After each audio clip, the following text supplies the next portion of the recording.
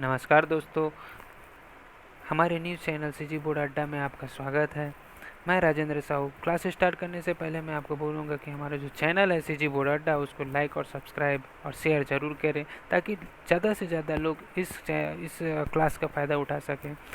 आज हम फिज़िक्स के उन टॉपिक के बारे में डिस्कस करेंगे जिसके बिना फिजिक्स में एनालिसिस कर पाना, फिजिक्स का मैग्नीट्यूड बता पाना, किसी भी चीज़ का मैग्नीट्यूड बता पाना असंभव है। हम डिस्कस करने वाले हैं। आज का टॉपिक है हमारा measurement and concept of the dimensional analysis. इसमें हम क्या क्या चीज़ पढ़ेंगे? हम पढ़ेंगे यहाँ पर हम need of measurement, system of units, difference between the mass and weight, fundamental quantities and derived quantities, fundamentals and derived units के बारे में पढ़ेंगे, डायमेंशनल फिजिकल क्वांटिटीज़ और डायमेंशनल फार्मूला के बारे में पढ़ेंगे। तो हम टॉपिक चालू करने से पहले बता दूं दोस्तों कि हमारे चैनल को ज़रूर सब्सक्राइब करें और शेयर करें और ज़्यादा से ज़्यादा फैलाएं ताकि लोग इस चैनल से जुड़कर अपने जो डाउट्स है उसको क्लियर कर पाएँ। आज सबसे पहले हम बताएंगे कि हमें मेज़रमेंट की ज़रूरत क्यों पड़ी, नीड ऑफ मेज़रमेंट। सबसे पहले देखते हैं कि जो मेज़रमेंट वर्ड है मेरा, मेज़रमेंट जो वर्ड है वो कहाँ से आया। मेज़रमेंट जो वर्ड है मेरा वो आया है ग्रीक वर्ड से आएगा, जिसका मतलब क्या होता है, जिसका मतलब होता है लिमिटेड प्रोपोर्शन, यानी कि सीमित अनुपात। किसी भी मेजरमेंट क्या होगा, मेजरमेंट होगा कि कोई भी ऐसी वस्तु है जिसका मैग्नीट्यूड एक्सप्रेस करूंगा मैं, जिसका मैग्नीट्यूड बताऊंगा। Measurement the properties to show and express the magnitude value of a object. कोई भी वस्तु का मैग्नीट्यूड बताना ही उसका मेजरमेंट है।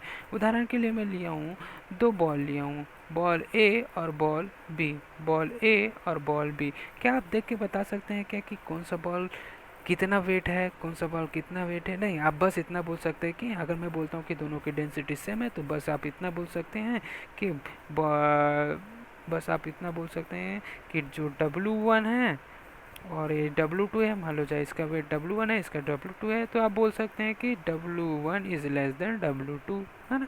मतलब छोटे वाला बॉल का वेट बड़े वाला बॉल के वेट से कम होगा, या तो छोटा वाला बॉल का जो मास है, छोटा वाला बॉल का जो मास है M1 is less than M2। बस ये चीज़ बोल सकते हो। लेकिन आप बता सकते हो क्या ये कितना लेस है M1? नहीं। तो इसके लिए मेरे पास क्या होगा, मेजरमेंट का एक रेफरेंस दिया गया है, एक रेफरेंस, स्टैंडर्ड रेफरेंस दिया गया है। उस स्टैंडर्ड रेफरेंस में क्या बताऊँ मैं, अगर बोलता हूँ कि ये जो W1 है, सॉरी ये जो A है, M1 है, वो कितना है 1 kg है, और जो B है, फिगर B है, वो मेरा कितना है 4 kg।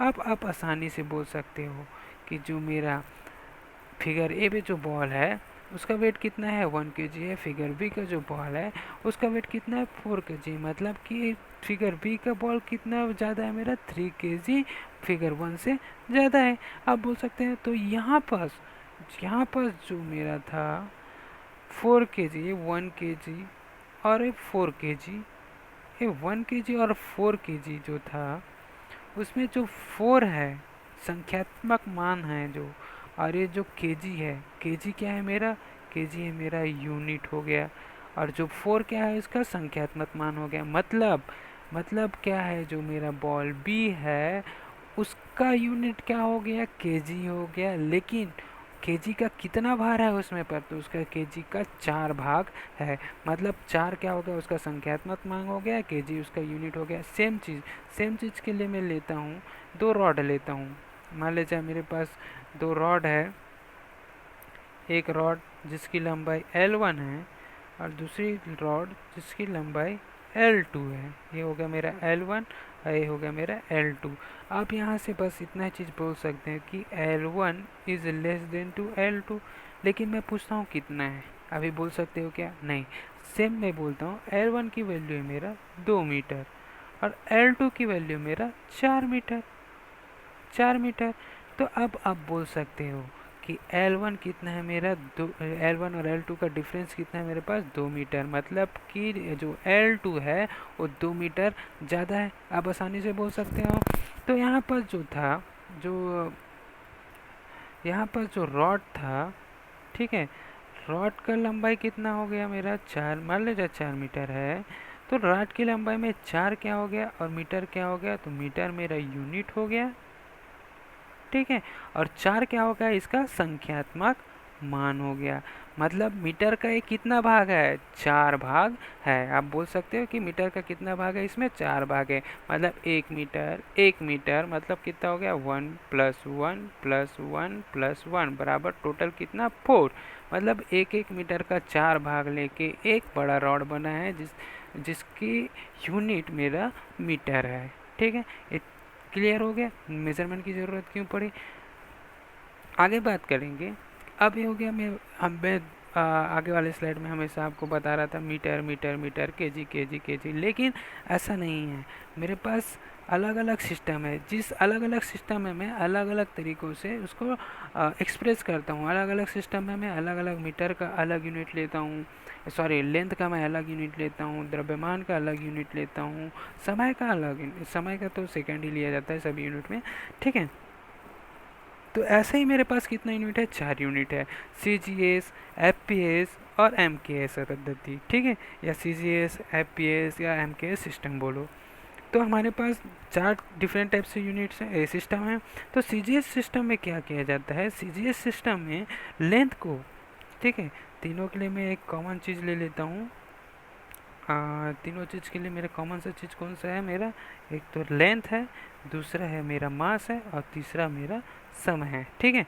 तो तीनों यूनिट में देखिए, ये चारों यूनिट में, चारों सिस्टम में, सीजीएस सिस्टम में क्या किया गया है, लेंथ को, सीजीएस सिस्टम में लेंथ को किससे एक्सप्रेस किया गया है, सेंटीमीटर से, मास को ग्राम से और समय को किससे किया गया है, समय को किया गया है मेरा सेकेंड से। मतलब अगर पूछे कि हमारे पास टोटल कितना सिस्टम है, तो हमारे पास टोटल यूनिट बताने के लिए 4 सिस्टम है, C G S, F P S और M K S. C G S system में हम लंबाई को सेंटीमीटर से, द्रव्यमान को ग्राम से और समय को सेकंड से प्रदर्शित करते हैं, ठीक है। एक चीज़ और बताना चाहूँगा, सी जी एस सिस्टम को फ्रेंच सिस्टम भी कहा जाता है। दोस्तों नोटेड कर लेना, सी जी एस सिस्टम को फ्रेंच सिस्टम भी कहते हैं। दूसरा हमारा पास एफ पी एस सिस्टम होती है। एफ पी एस सिस्टम में क्या होगा, एफ पी एस सिस्टम में, एफपीएस सिस्टम में लेंथ को किससे प्रदर्शित किया गया है, देख लो, लेंथ को प्रदर्शित किया गया है फुट से, मास को किससे प्रदर्शित किया गया है, पाउंड से, और समय को किससे प्रदर्शित किया गया है, सेकेंड से। मतलब कुछ नहीं है, लेंथ को मैं किससे प्रदर्शित कर रहा हूँ, तो क्या होगा, एफपीएस सिस्टम वह सिस्टम है जिसमें लंबाई को फुट से, द्रव्यमान को पाउंड से और समय को सेकंड से प्रदर्शित किया जाता है। एक चीज़ और बता दूं, एफपीएस सिस्टम को ब्रिटिश सिस्टम भी कहा जाता है। तो यहाँ हमें 2 चीज़ जानने को मिला है, सीजीएस सिस्टम को क्या बोलते हैं, सीजीएस सिस्टम को फ्रेंच सिस्टम भी बोलते हैं, और एफपीएस सिस्टम को क्या बोलते हैं, एफपीएस सिस्टम को ब्रिटिश सिस्टम कहा जाता है, ठीक है। और उसके बाद थर्ड वाला है हमारे पास एमकेएस सिस्टम। एमकेएस सिस्टम में क्या होता है, एमकेएस सिस्टम में हम, सॉरी, एमकेएस सिस्टम में हम क्या कर रहे हैं, एमकेएस सिस्टम में हम मास को, एम, एल और टी, ठीक है, मास को किससे प्रदर्शित कर रहे हैं, किलोग्राम से, लेंथ को किससे बता रहे हैं, मीटर से, और समय को किससे बता रहे हैं, सेकेंड से, ठीक है। तो एमकेएस पद्धति या मीटर किलोग्राम सेकेंड पद्धति वह पद्धति है जिसमें लंबाई को मीटर में प्रदर्शित किया जाता है, द्रव्यमान को किलोग्राम में और समय को सेकंड से प्रदर्शित किया जाता है। थर्ड वन और फोर्थ वन जो सबसे इम्पोर्टेंट है, जो पूरे वर्ल्ड में, फोर्थ वन जो है सबसे इम्पोर्टेंट है और जिसे पूरे वर्ल्ड में यूज़ किया जाता है, उसे बोलते हैं एसआई यूनिट्स। एसआई यूनिट, इसको मैट्रिक सिस्टम यूनिट्स भी कहा जाता है, ठीक है, जिसको पूरे देश में यूज़ किया जाता है। मान लीजिए यहाँ कोई रॉड है जिसकी लंबाई 1 मीटर है, मैं प्रेजेंटेशन देता हूँ अमेरिका में, तो उस रॉड की लंबाई मैं क्या बताऊँगा, 1 मीटर ही बताऊँगा। वहाँ जाके मैं इसको सीजीएस सिस्टम में जाके उसको नहीं बोल दूँगा कि वो 100 सेंटीमीटर का है करके, मेरे जो, क्योंकि बाहर वालों को समझना नहीं, बाहर वालों के लिए एक रेफरेंस है, जैसे कि डॉलर नहीं, जैसे कि अब लंबाई के लिए मेरा मीटर ही है, तो मैं वहाँ जाके भी मीटर में ही एक्सप्रेस करूँगा, ठीक है। ऐसा यूनिट्स के लिए मेरे पास 7 बेसिक, ऐसा यूनिट में 7 बेसिक बेस यूनिट भी रखा गया है, ठीक है, और 2 सप्लीमेंट्री यूनिट भी है, ठीक है, उसके बारे में भी डिस्कस करेंगे। तो यहाँ तक तो सब क्लियर हो गया। अब ऐसा यूनिट्स की बात कर रहे हैं कि ऐसा यूनिट में मेरे पास 7 बेसिक यूनिट है, ठीक है। पहला है लेंथ। लेंथ किसे कहते हैं? लंबाई, ठीक है। लंबाई का जो यूनिट है वो क्या है मेरा? मीटर। टाइम, टाइम समय, समय का यूनिट क्या है? सेकेंड। सिंबल भी देखते जाइएगा, टाइम सिंबल भी देखते जाइएगा, ठीक है।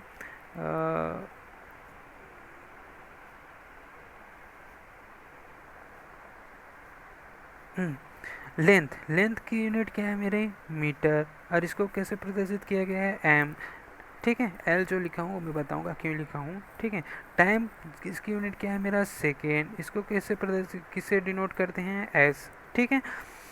एम, मास, इसको क्या चीज़ है? इसका ऐसा यूनिट की बात कर रहा हूँ मैं, ठीक है। ऐसा यूनिट में इसका क्या वेट यूनिट होता है? किलोग्राम। ये क्या हो गया? इसको प्रदर्शित कैसे करेंगे? केजी से। थर्ड वन है, फोर्थ वन है मेरा टेम्परेचर। टेम्परेचर को किससे, उसका यूनिट क्या है? केल्विन। प्रदर्शित करते हैं के से, ठीक है। इलेक्ट्रिक करंट, इलेक्ट्रिक करंट विद्युत धारा, उसका यूनिट क्या है मेरा? ऐसा यूनिट एम्पियर, ठीक है। उसको प्रदर्शित करते हैं हम ए से, ठीक है। और उसके बाद है मेरा ल्यूमिनियस इंटेंसिटी, ठीक है। ज्योति तीव्रता, उसका यूनिट क्या है? कैंडेला। इसको प्रदर्शित करते हैं सी डी से। अमाउंट ऑफ सस्टेन यानी कि पदार्थ की मात्रा, उसका यूनिट क्या है मेरा? मोल। ये जनरली मेरा पदार्थ की मात्रा किस में आता है मेरा? रासायनिक केमिस्ट्री में ज़्यादा यूज़ करने को मिलता है, ठीक है। इसको प्रदर्शित करते हैं एम ओ एल, ठीक है। यहाँ तक कोई दिक्कत नहीं। मेरे पास टोटल कितना यूनिट है? बेस यूनिट तो बोला जाए तो मेरे पास टोटल कितना बेस यूनिट है? टोटल 7 बेस यूनिट है। टोटल कितना यूनिट है मेरे पास? 7 बेस यूनिट है, 7 ऐसा ही बेस यूनिट है, ठीक है। सबका मेरा यूनिट पता चल गया किससे डिनोट किया जाता है, यहाँ तक कोई की दिक्कत नहीं है, ठीक है। आगे की स्लाइड में देखेंगे।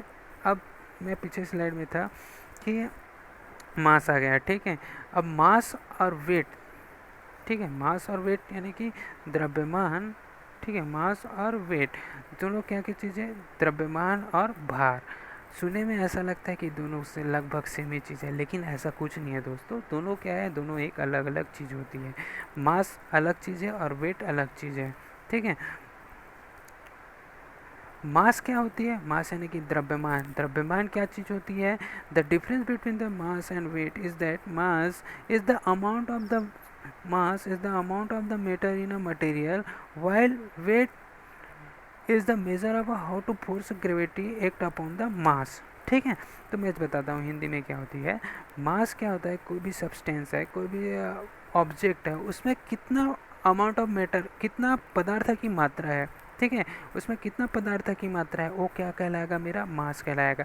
लेकिन वेट क्या होता है? उस मास पे, ठीक है, उस मास पे कितना ग्रेविटेशन फोर्स लग रहा है, उस मास पे कितना ग्रेविटेशन फोर्स लग रहा है, ठीक है। वो क्या कहलाएगा मेरा? वो क्या कहलाएगा मेरा? वेट कहलाएगा, ठीक है। दोनों में क्लियर हो गया। मास क्या चीज़ होती है यानी कि द्रव्यमान क्या चीज़ होती है? द्रव्यमान यानी कि किसी भी ऑब्जेक्ट में कितना पदार्थ की मात्रा है वो मेरा द्रव्यमान कहलाया गया। लेकिन वेट क्या होगा? उस मास पे, उस द्रव्यमान पे कितना ग्रेविटेशनल फोर्स लग रहा है, कितना ग्रेविटी फोर्स उस पे लग रहा है, वो क्या होगा मेरा? उसका भार होगा। जैसे कि हम जनरली देखते हैं, बाज़ार में जाते हैं या दुकान में जाते हैं तो हम क्या करते हैं? वहाँ पर हम बोलते हैं कि भाई हमें 1 kg आलू दे दीजिए, 1 kg पोटैटो दे दीजिए।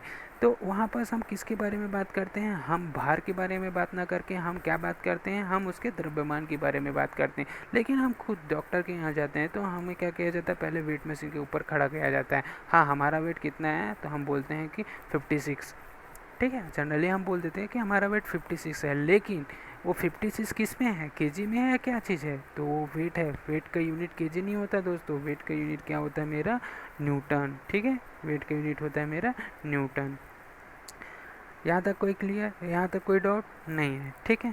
मास is a measure of the amount of the matter in a body. Weight usually is denoted by the W. Weight is the mass multiplied by the acceleration of a gravity, ठीक है। तो mass, weight is equal to क्या होता है? अभी मैं बताया कि वेट क्या होता है कि किसी भी मास यानी द्रव्यमान पे कितना ग्रेविटेशन फोर्स लग रहा है वो मेरा वेट है, ठीक है। तो मेरा वेट बराबर क्या होगा? डब्ल्यू इज इक्वल टू क्या होता है? वेट इज इक्वल टू होता है मास इंटू ग्रेविटेशनल फोर्स। अब देखो मास और ग्रेविटेशनल फोर्स में, देखो मास मेरा, चाहे मैं चंद्रमा में चला जाऊं या मैं पृथ्वी में रहूं, मेरा मास कहीं चेंज नहीं होगा, लेकिन ग्रेविटेशनल फोर्स हर जगह अलग अलग होती है।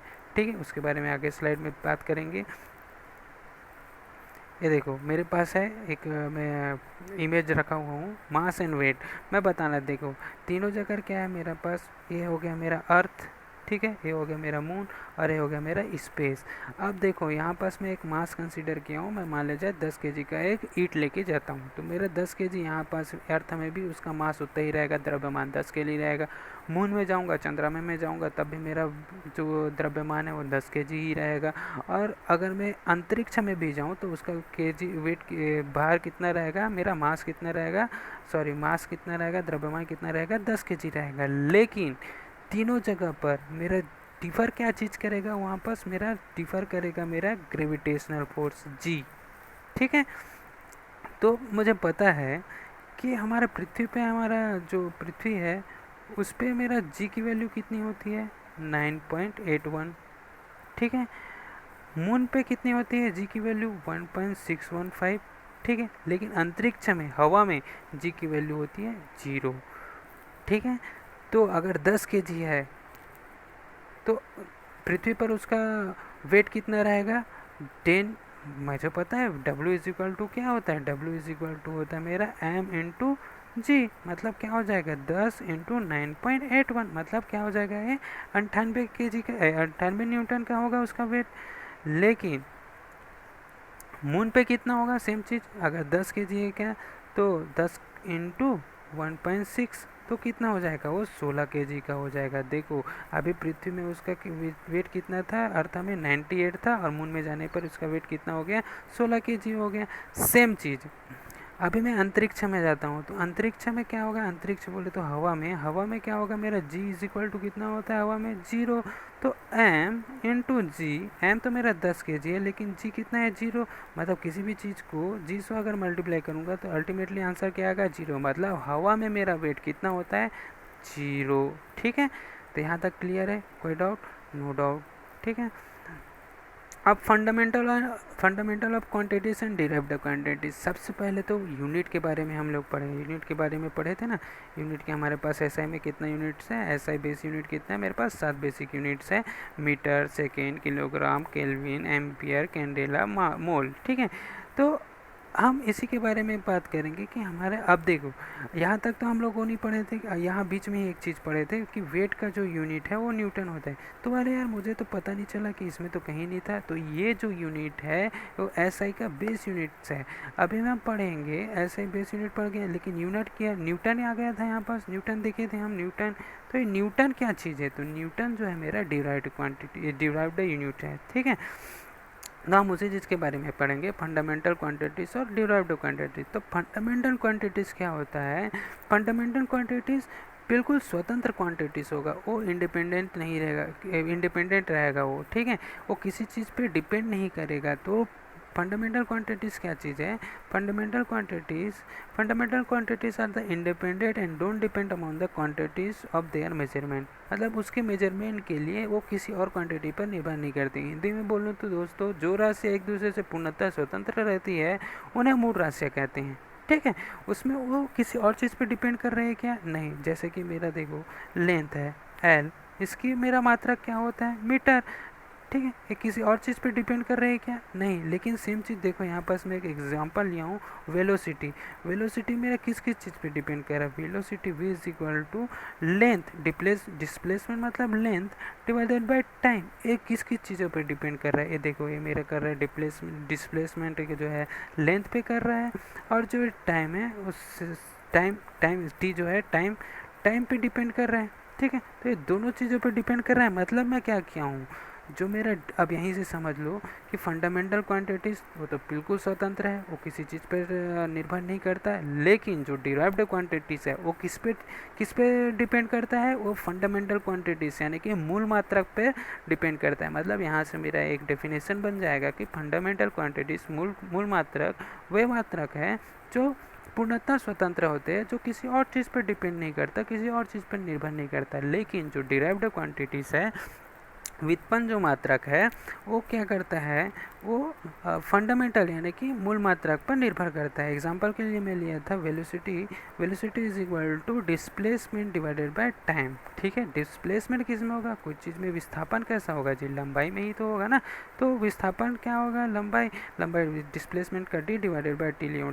तो इसका मैं डायमेंशनल वैल्यू लूँगा तो लंबाई क्या होगा, एल डिवाइडेड बाय टी। अगर मैं इसको एम एल टी फॉर्म में लिखूँ तो एम तो है नहीं, यहाँ पास मास है क्या, कुछ चीज़ नहीं है, तो एम जीरो एल वन और टी डिवाइडेड बाई टी है, तो ऊपर जाके क्या हो जाएगा, टी के पावर ऑफ -1। ठीक है, यहाँ तक कोई दिक्कत नहीं है।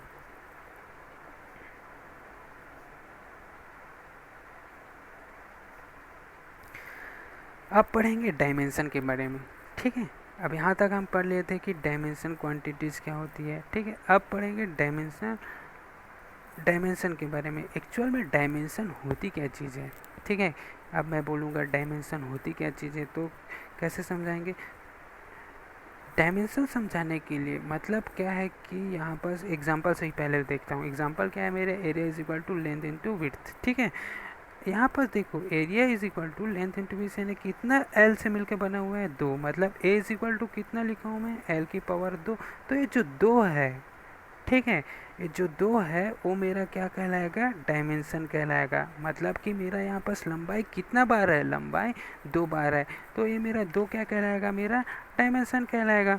ठीक है, यहाँ तक मतलब हिंदी में अगर बोलूँ, ठीक है, हिंदी में बोलूँ तो क्या होगा कि व्युत्पन्न मात्रक यानी कि डिराइव्ड क्वांटिटी को मूल मात्रक यानी कि फंडामेंटल क्वांटिटी के जिन घातों द्वारा व्यक्त किया जाता है, जितने पावर के द्वारा या जिन घातों या जितने पावर के द्वारा उसको प्रदर्शित या एक्सप्रेस किया जाता है, उन घातों को ही क्या बोलते हैं, डायमेंशंस बोलते हैं। ठीक है, क्लियर है, कोई दिक्कत नहीं। ठीक है, यहाँ तक क्लियर हो गया क्या होता है। Dimension of the physical quantities is define the power to which the fundamental quantities are raise in order to represent the quantity. ठीक है, यहाँ के लिए मैं एग्जांपल लिया था, area is equal to length into width, L into L, L का square. तो यहाँ से दो हो गया, ये जो 2 है वो मेरा क्या कहलाएगा, इसका डायमेंशन कहलाएगा।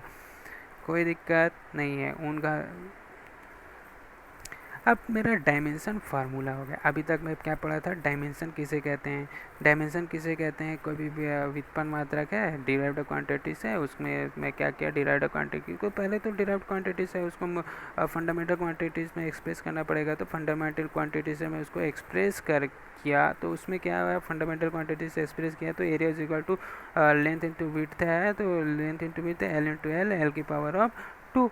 ठीक है, एल की पावर ऑफ 2 है, तो 2 क्या हो गया मेरा, उसका डायमेंशन हो गया। मतलब कि सिंपल सी बात, जो घात आएगा, जितना घात आएगा, यहाँ 2 आया, कभी 4 आ जाएगा, कभी 6 आ जाएगा, तो ये जो 6 4 जो पावर है, ठीक है, 6 4 तो नहीं आएगा, 3 आएगा, अलग अलग जगह अलग अलग आएगा। ठीक है, जैसे कि मान लीजिए ये अभी मेरा एरिया था, अब मैं वॉल्यूम की बात करूँगा तो एरिया इंटू हाइट। ठीक है, तो एरिया का ऑलरेडी कितना है, L square into L is equal to, मतलब अभी कितना है, अभी एरिया का कितना डायमेंशन था 2, लेकिन वॉल्यूम का कितना हो गया जाएगा मेरा 3, तो यहाँ पर डायमेंशन कितना हो जाएगा 3। अब डायमेंशन फार्मूला के बारे में बात करते हैं, तो डायमेंशन फार्मूला क्या होगा, तो डायमेंशन फार्मूला बोला या विमी सूत्र बोलो, तो विमी सूत्र क्या है, भौतिक राशि के व्युत्पन्न मात्रक को मूल मात्रक के उचित घरों द्वारा व्यक्त करने के जो तरीका होता है, जो समीकरण होता है, उसको क्या बोलते हैं, विमी सूत्र बोलते हैं। विमी सूत्र को हमेशा कौन से फॉर्म में लिखा जाएगा, MLT के फॉर्म में लिखना है। ठीक है, और उसमें विमी सूत्र जब तक नहीं कहलाएगा जब तक उसमें आप घात नहीं डालोगे। ठीक है, घात डालना जरूरी है, 1 है तो 1 डालो, 0 है तो 0 डालो, जो क्वांटिटी नहीं है वहाँ पर उसका घात सिंपल सी हो जाएगा, 0 रहेगा। यहाँ एक चीज़ और दिमाग में आ रहा है, जो ऐसी क्वांटिटी जिसका विमा ही नहीं है, सॉरी डायमेंशन ही नहीं है, ठीक है, विमाहीन है, डायमेंशन लेस है, उसका जो रहेगा डायमेंशनल फार्मूला वो क्या रहेगा, 1 रहेगा। ठीक है, क्योंकि उसका पावर, जैसे कि मैं बात करूँगा 2 पाई का। ठीक है, अब मैं बोलता हूँ 2 पाई का डायमेंशन क्या होगा, तो क्या होगा, m0 l0 t0। तो यहाँ कुछ आ रहा है क्या, नहीं आ रहा है, मतलब क्या हो गया, वो विमाहीन राशि हो गया। अब हमको पता है कि किसी भी का पावर 0 होता है, चाहे वो 1000 हो या 1000 हो। मैं बोलता हूँ 1000, मैं बोलता हूँ कि 1000, सॉरी,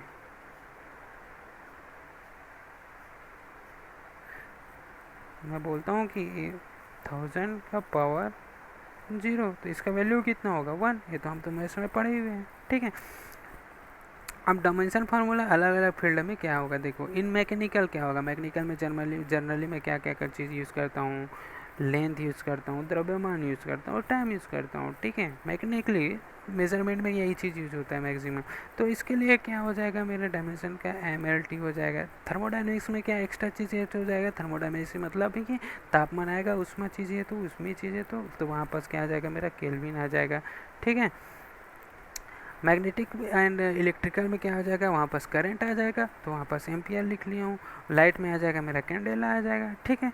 तो देखो if dimension of a physics एक है कि यदि कोई डायमेंशन है कि if the dimension of the physics is A in a length, B in a time and C and time sorry B is a length and C is a time and temperature is a D, ठीक है। ये मैं dimension दिया हूँ, dimension मतलब कि क्या दिया मैं, उसका पावर दिया हूँ। तो मैं डायमेंशनल फार्मूला कैसे लिखूँगा, एम के पावर ऑफ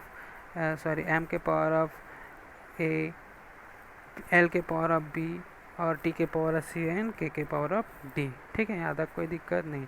अब यहाँ पर आएगा हमें शुद्धता की चेक करने के लिए कि क्या कोई इक्वेशन होमोजीनियस है या नहीं है, मतलब इक्वेशन का लेफ्ट हैंड साइड और राइट हैंड साइड क्या बराबर है या नहीं है। इस चीज़ को बताने के लिए क्या है कि हमें वो होमोजीनियस है हेट्रोजीनियस है, उसको हमें चेक करना पड़ेगा। जैसे कि मैं एक क्वेश्चन लिया हूँ, in the equation is the equation is homogeneous, T is equal to 2 pi is root over L by G, ठीक है। ये मेरा क्या है, टाइम पीरियड का एक फार्मूला है, ठीक है। तो टी इज इक्वल टू क्या है मेरा time period, L is equal to length of the rope and G is equal to acceleration of the gravity.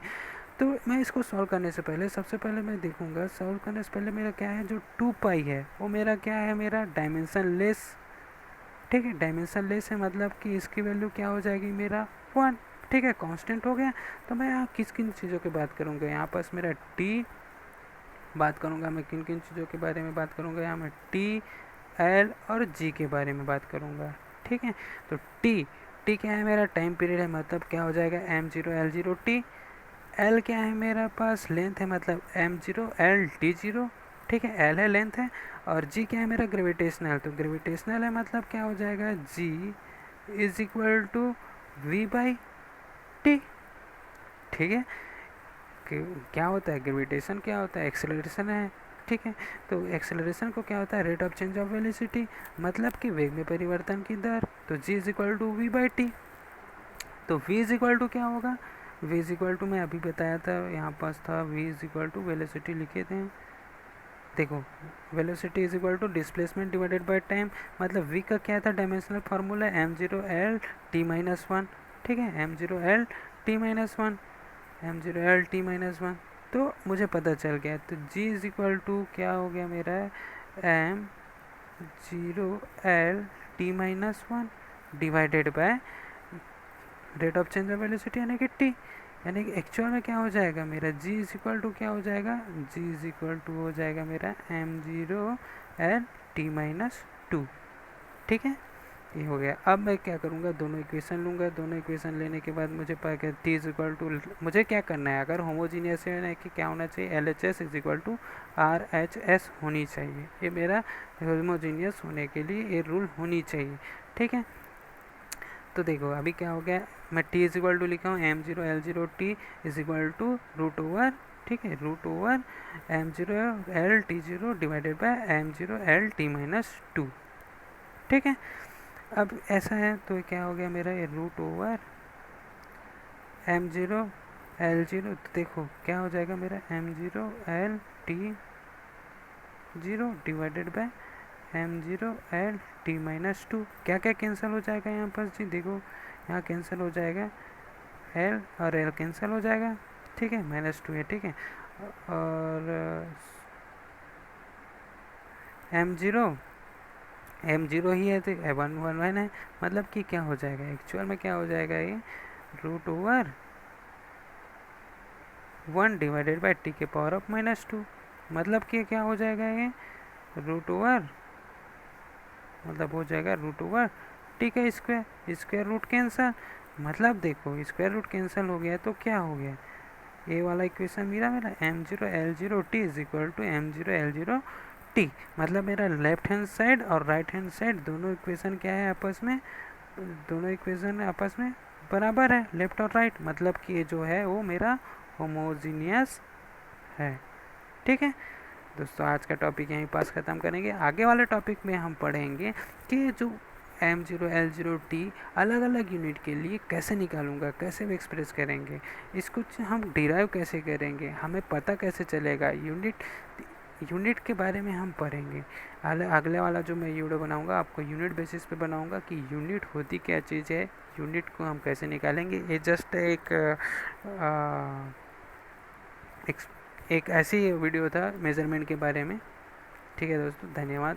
ज़्यादा से ज़्यादा सपोर्ट कीजिए और लाइक और सब्सक्राइब ज़रूर कीजिएगा।